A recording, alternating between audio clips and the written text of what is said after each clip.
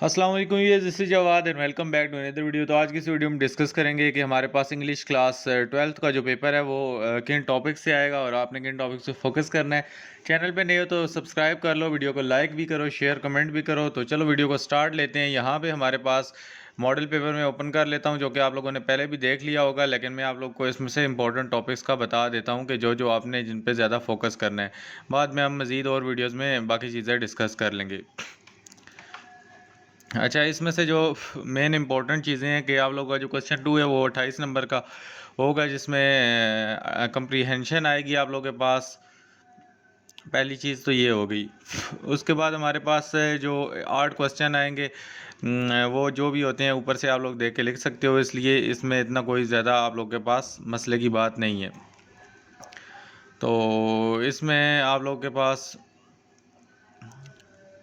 जो यहाँ पे हमारे पास 6 पार्ट्स होंगे, जिनमें कंपलसरी क्वेश्चन होगा समरी राइटिंग का, जिसके 8 नंबर होंगे।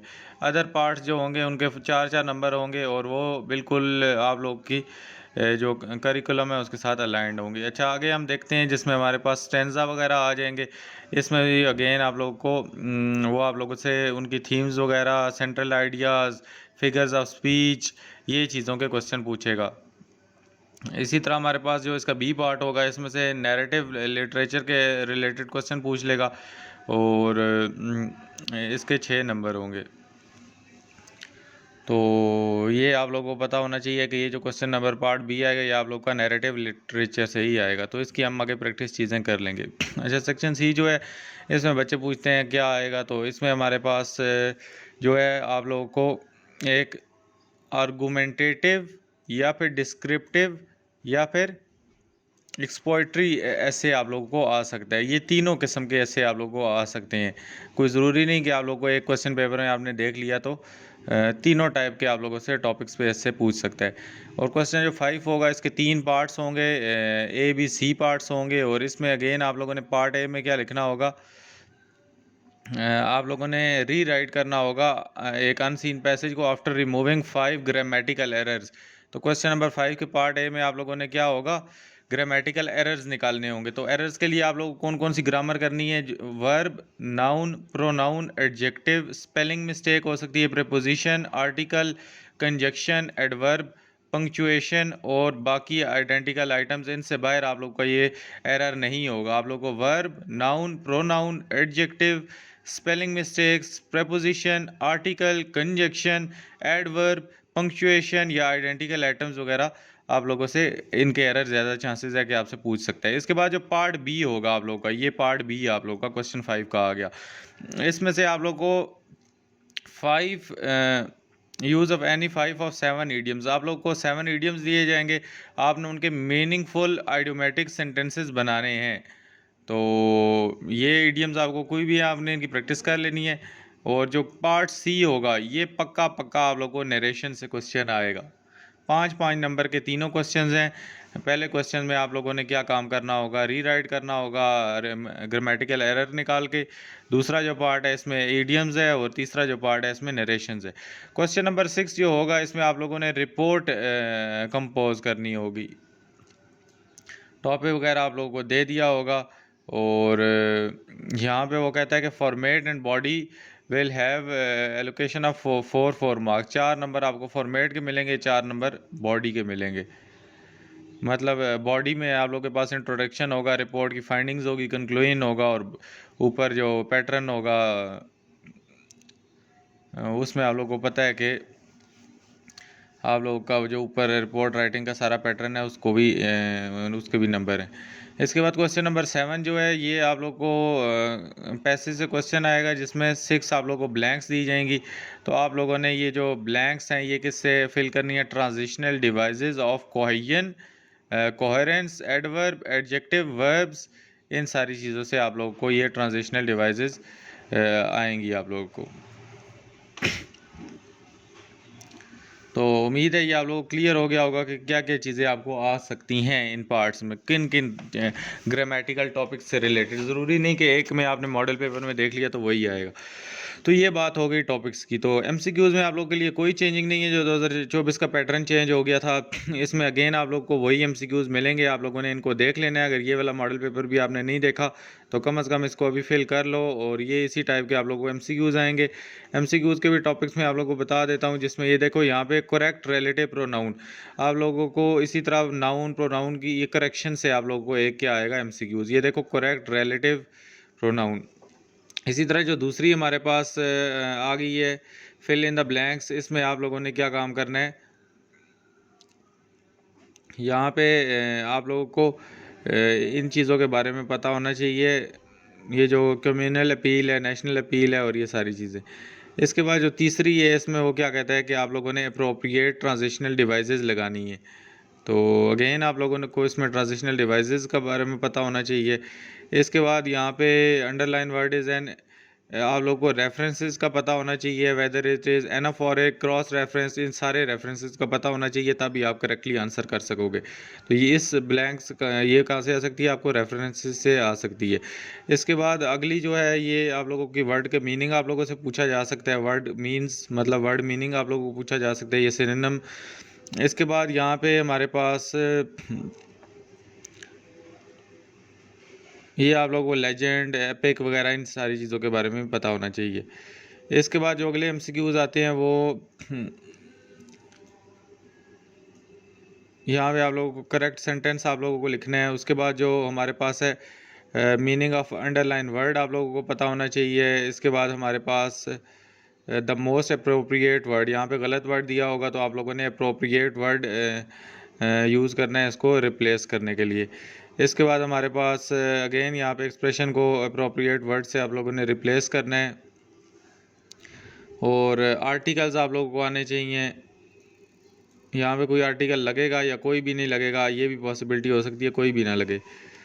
उसके बाद हमारे पास आप लोगों को पार्ट ऑफ सेंटेंसेस के बारे में, सब्जेक्ट, ऑब्जेक्ट, फ्रेजेस, और इन सारी फ्रेजेस के बारे में आप लोगों को क्लियर होना चाहिए। इसी तरह जो 13वां एमसीक्यूज़ है वो आप लोगों को possessive form of indefinite pronoun वगैरह से आप लोगों को आ सकता है। और मॉडल वर्ब्स आप लोगों को आने चाहिए। इसी तरह ये इसी पैटर्न से एमसीक्यूज़ आएंगे इन्हीं टॉपिक से। इसके बाद अगेन आप लोगों को ट्रांजिटिव, इन ट्रांजिटिव, ऑक्सिलरी और ये वर्ब की सारी फॉर्म आनी चाहिए आप लोगों को। इसके बाद हमारे पास 16वां जो है, इसमें आप लोगों के पास अगेन आप लोगों ने रिप्लेस करना है इसको करेक्टली, आप लोग को सेंस होनी चाहिए। इसके बाद जो 17वां है, इसमें आप लोगों को क्लॉजेस के बारे में पता होना चाहिए, noun, adjective, main clause, adverb clause. और इसके बाद अगेन ऑर्डर ऑफ एडजेक्टिव आप लोगों को अप्रोप्रिएट आने चाहिए, टेंसेस सारे आने चाहिए आप लोगों को ग्रामर में, और प्रेपोजिशन आप लोगों को आनी चाहिए। तो ये थे हमारे एमसीक्यूज़। अगर हम शॉर्ट क्वेश्चन की तरफ बढ़ें तो अगेन आप लोगों को वही पैसेज आ गया है। ये पैटर्न वगैरह आपको पता है, मैं इनको डिस्कस नहीं कर रहा। कुछ वर्ड्स के मीनिंग आप लोगों को से पूछ लेगा, तो इसमें इतना बच्चों को मसला नहीं होता। समरी राइटिंग पे वीडियो ऑलरेडी मैंने बनाई हुई है 9-10 की, आप लोग जाके सीधा चैनल पे आओगे तो यहाँ पे सीधा समरी राइटिंग लिखोगे तो आप लोग को मिल जाएगी। SUMMARY समरी लिखोगे तो आप लोगों को यहाँ पे ये क्लास 9 है, क्लास 11 की समरी राइटिंग है मिल जाएगी। तो आप लोग की भी सेम ही है, तो इसको आपने देख लेना है। बाकी क्वेश्चन आंसर ही हैं। तो हम डायरेक्टली क्वेश्चन 3 पे आते हैं। क्वेश्चन 3 पे आप लोगों को अगेन क्वेश्चन आंसर जो पोइट्री से पूछ सकता है वो मैं आप लोगों को बता देता हूँ कि आप लोगों को मैसेज पता होना चाहिए पोइट्री का, कि मैसेजेस से पोइट्री से आपने क्या एक्सट्रैक्ट किया है। और उसके बाद हमारे पास चलो ये क्वेश्चन आ गया। उसके बाद पर्सोनिफिकेशंस आप लोगों ने ढूंढनी है इसमें से, या सिमिली, पर्सोनिफिकेशन, इमेजरी, इस तरह आप लोगों से पूछ सकता है। इसके बाद वो दूसरी पोएम उसने दे दी है, ये दूसरी पोएम है हमारे पास, ये और वाला लगा है, आप ये कर सकते हो या वो कर सकते हो। इसके बाद यहाँ पे हमारे पास जो है, इसमें से भी आप लोगों से वो पूछ सकता है कि setting of one work fiction you have read, और connection of main action of fiction, इस टाइप के पोइटिकल सारे वर्ड्स आप लोगों को पता नहीं चाहिए। नरेटिव वर्क ऑफ लिटरेचर आप लोगों को ऊपर बताया था, ये पूछ सकते हैं आप लोगों से, ये आपने सारी चीज़ें देख लेनी है। सेक्शन सी में देखो तो आप लोगों से ऐसे आप लोगों को दे देगा 2, आप लोगों ने 1 करने होंगे।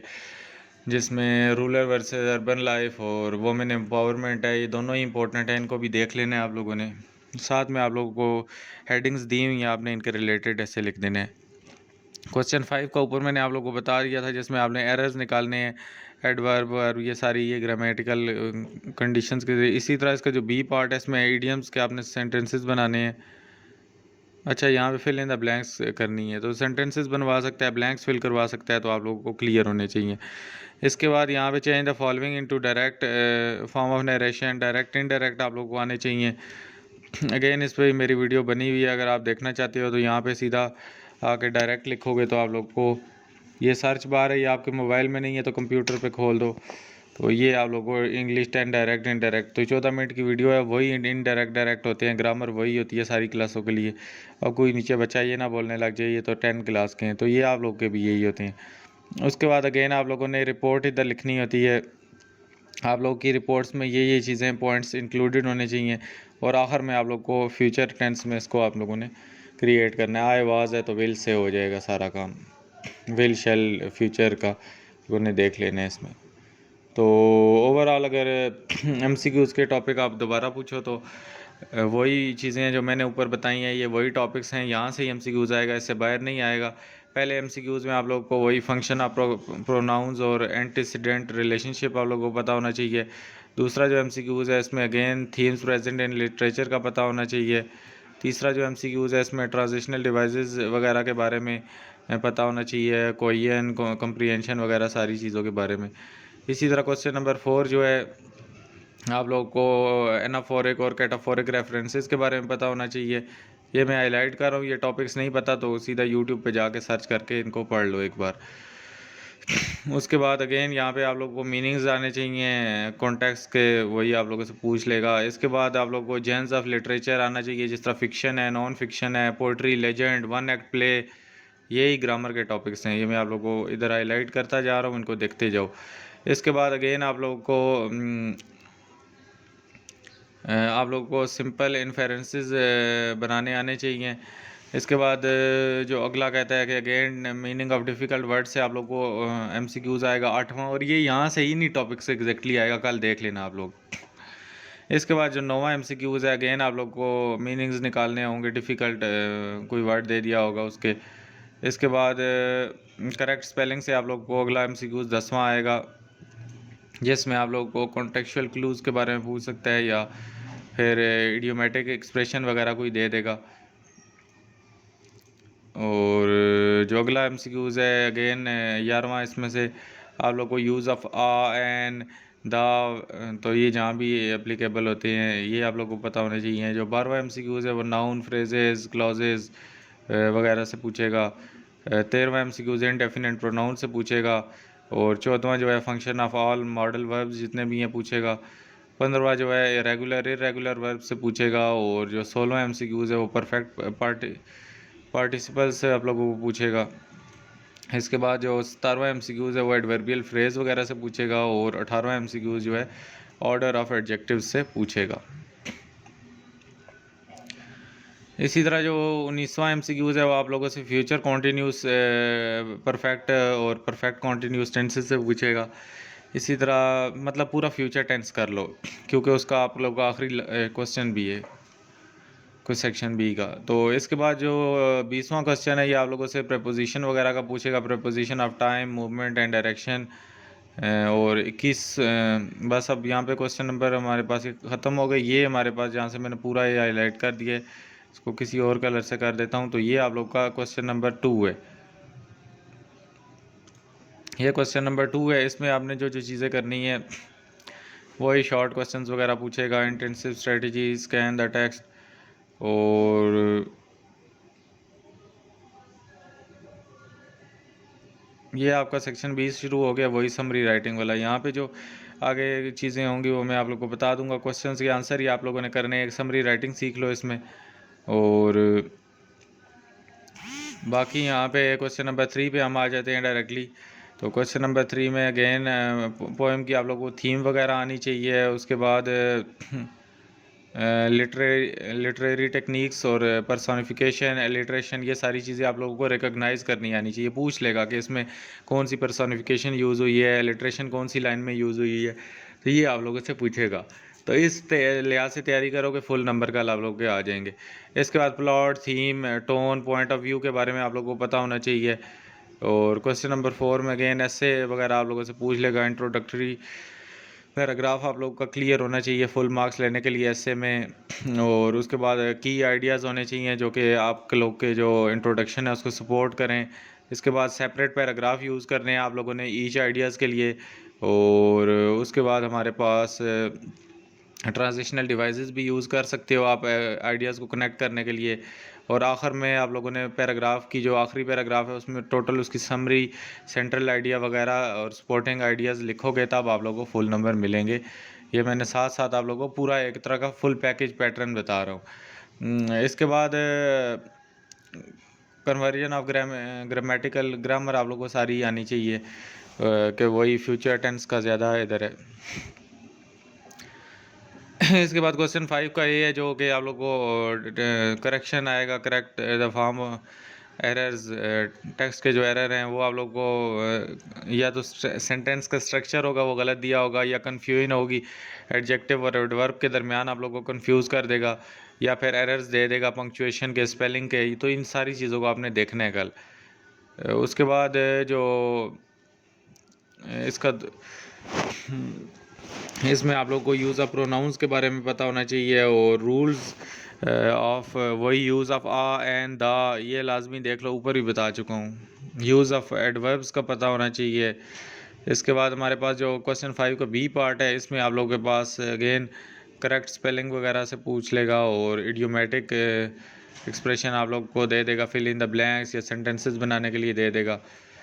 इसके बाद जो सी पार्ट है इसमें अगेन डायरेक्ट इनडायरेक्ट स्पीच है, तो ये आप लोग वीडियो देख सकते हो, मैंने आप लोगों को दिखा दी है। क्वेश्चन नंबर 6 जो है इसमें अगेन रिपोर्ट लिखनी है। रिपोर्ट में आप लोग जितने भी थॉट्स हैं वो होने चाहिए, गैदर्ड इन्फॉर्मेशन होनी चाहिए, इंफॉर्मेशन वगैरह होनी चाहिए, उनके फैक्ट्स जो हैं उनको आप लोगों ने प्रॉपर्ली ऑर्गेनाइज़ किया होना चाहिए, कंक्लूजन उसकी इफेक्टिव होनी चाहिए और क्लैरिटी वगैरह सारी चीज़ें होनी चाहिए, तब आप लोगों को फुल नंबर मिलेंगे। क्वेश्चन नंबर 7 अगेन टेंसेस का है, इसमें फ्यूचर दे दिया है, क्या पता कोई और भी दे सकता है, तो इसने यहाँ पे क्लियर नहीं किया, लेकिन आप लोगों ने उसको भी करना है। फिर मज़ीद उसने बता दिया कि ये इस तरह का आप लोग का कुछ मार्क्स की डिस्ट्रीब्यूशन है। तो ओवरऑल आप लोगों को उम्मीद है काफ़ी चीज़ें क्लियर होगी इस वीडियो से। बाकी मैं कोशिश करूँगा एक और वीडियो बना दूँ MCQs की, या प्रॉपर कुछ ना कुछ कर दूँगा। तो आप लोगों ने चैनल को सब्सक्राइब कर लेना है ताकि इसी तरह की वीडियोज़ देखते रहो। अपना बहुत सा ख्याल रखना। अल्लाह हाफ़िज़, टेक केयर।